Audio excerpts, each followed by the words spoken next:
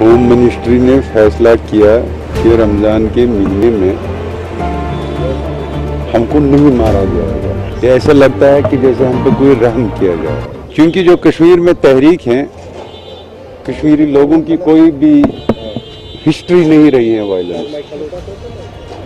47 سے لے کر 88 تک کشمیری نے تمام پرامن راستہ, اس کے بعد بھی ہم نے بندوق اٹھائی, 94 میں سیز فائر کیا.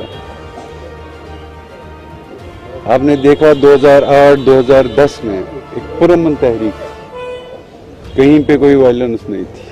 اور جو آج آپ پڑھے لکھے جو آپ عسکریت میں جا رہے ہیں, یہ 2008 اور 2010 کی جدوجہد میں پولیٹیکل سٹرگل کے ساتھ. لیکن ان بچوں کے ساتھ کیا ہوا؟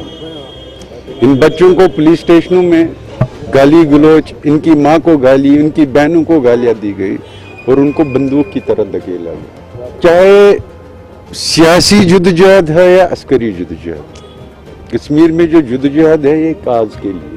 ہیومن رائٹس وائلیشن, عسکریت, these are all the offshoots of the dispute. Unless and until you will not address the dispute جس کی وجہ سے یہ پرابلم ہے,